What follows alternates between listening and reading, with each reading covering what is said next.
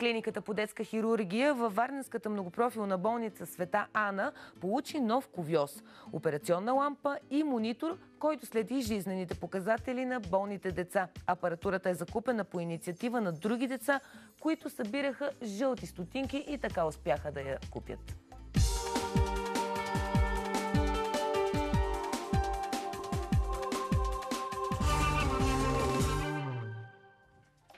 Константин Динчев сега е на пряката ни линия. Косю, аз ли съм се объркала, но един кувьоз и тази техника е много скъпа. Как може тя да се купи с жълти стотинки? Техниката наистина е скъпа. Паричките, които са събрали децата, които са искали да помогнат на други деца, са над 34 000 лева. Сега ще поговорим още за това с една от доброволците в акцията Жълти стотинки, госпожа Георгиева. Добро утро с БНТ 2. За кой път се провежда тази кампания? Първо да попитам. Акцията е от 2008 година, като тогава са събрани 4700 лева. Виждате, 2013 всъщност, колко събрахме. Как решихте да помогнете на болницата Света Ана? Ние предварително бяхме идвали, бяхме носили тук чаршафчета, пижамки на децата, които са в отделението. И като заговорихме с лекарите от какво имат нужда, те ни обясниха, че много от апаратурата липсва, с която те работят, или за кувьози за новородени деца, които оперират. Акцията гласи "Деца помагат на деца". Разбират ли хлопетата, които събират жълти стотинки, че помагат наистина на дечица като малката Мария, която виждаме тук в кувьоза? Да, децата разбират, че помагат.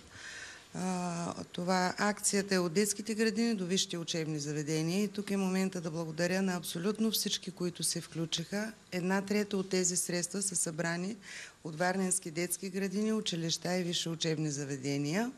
Това е наистина много хубаво. На къде ще се насочите след това? На кого ще помогнете след болницата Света Ана с акцията Жълти стотинки?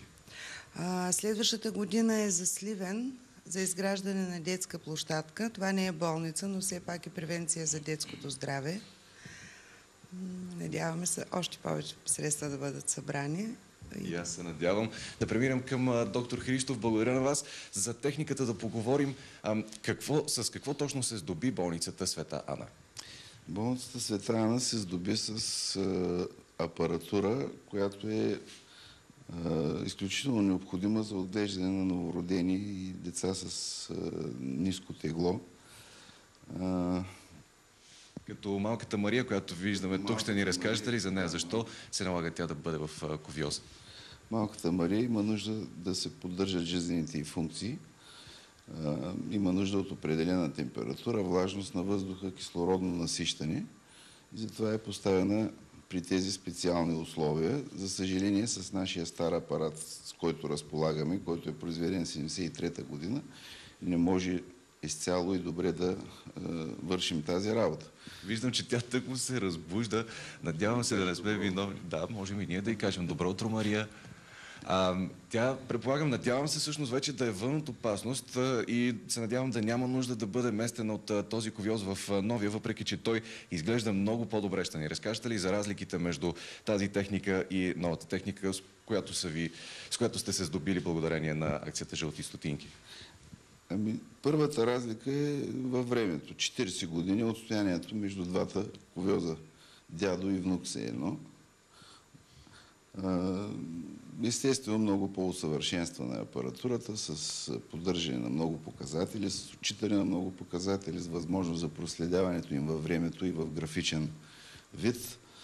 Просто изключително технологично устройство ни подариха децата, които събираха стотинки за нас. Надявам се да успеят да помогнат и на други деца. Децата, които с жълти стотинки помагат в акцията Жълти стотинки. Това е за сега от Варна. Разбрахте, малката Мария е вън от опасност. Няма нужда да бъде преместена в новата техника, с която се здобила болницата Света Ана, която е чисто нова наистина от тази година. Надяваме се, че акцията Жълти стотинки ще продължава да помага и занапред.